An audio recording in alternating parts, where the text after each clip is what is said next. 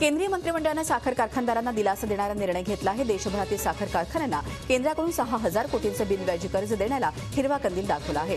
शेतकऱ्यांची देणी देण्याकरता केंद्राकडून कारखान्यांना हे बिनव्याजी कर्ज मिळणार आहे। उत्तर प्रदेश, बिहार, मध्य प्रदेश, गुजरात राज्यात मोठ्या प्रमाणावर शेतकऱ्यांची देणी आहेत। महाराष्ट्रात सहकारी आणि खासगी कारखाने मिळून 3,400 कोटी रुपये शेतकऱ्यांची देणी बाकी आहे।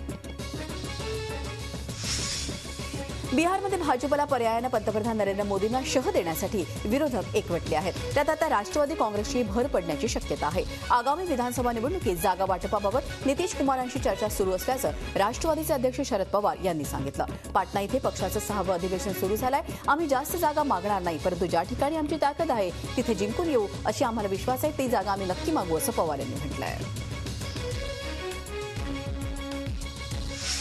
दिल्लीचे माजी कायदामंत्री जितेंद्र सिंग तोमर यांना बनावट डिग्री प्रकरणी चौकशीसाठी काल उत्तर प्रदेशातल्या फैजाबादमध्ये नेण्यात आलंय। तोमर यांनी उमेदवारी अर्ज भरताना सादर केलेली अवध विद्यापीठाची BSc डिग्री बनावट असल्याचा आरोप आहे। त्याच्या चौकशीसाठी तोमर यांना काल आधी लखनौला आणि तिथून पुढे फैजाबादला आणण्यात आलं। दिल्ली पोलिसांनी तोमर यांच्यासाठी 4 दिवसांची पोलीस कोठडी मिळवली। दिल्ली पोलिसांनी तोमर यांच्यावरती बनावट डिग्री याचं एक मोठं रॅकेट चालवण्याचा आरोप केला आहे।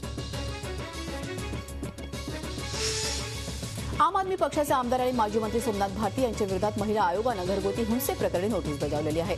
भारती यांच्या पत्नीनं महिला आयोगाकडे मारहाणीची तक्रार दाखल केली होती। त्याला अनुसरून ही नोटीस बजावण्यात आली आहे। त्यामुळे जितेंद्र सिंग तोमर यांच्यानंतर आता सोमनाथ भारती ही अडचणीत सापडले आहेत।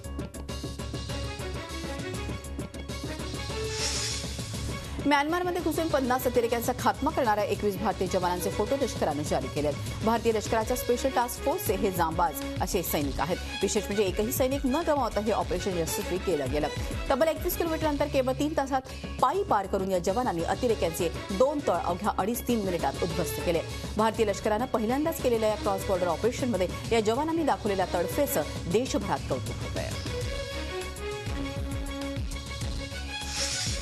जम्मू काश्मीरमधील केरी सेक्टरच्या LOC बॉर्डर जवळील जंगलाला आग लागली आहे। या ठिकाणची आग विझवण्यासाठी 3 ते 4 ऑफिसर्स आहेत। जंगलाचे प्रचंड नुकसान झालेलं आहे, त्यामुळे येथील नागरिकांमध्ये संतापाची लाट पसरली होती। भारतीय अंतराळ संशोधन संस्था अर्थात इस्रोच्या शिरपेचात आणखी एक मानाचा तुरा खोवला गेलाय। पहिल्याच प्रयत्नात मंगळ मोहीम यशस्वी करण्याची अशक्यप्राय कामगिरी केल्याबद्दल अमेरिकेच्या नॅशनल स्पेस सोसायटीनं स्पेस पायोनियर अवॉर्डनं इस्रोला गौरवलाय। टोरंटो येथील भरलेल्या 34व्या आंतरराष्ट्रीय अंतराळ संशोधन परिषदेत हा पुरस्कार प्रदान करण्यात आला।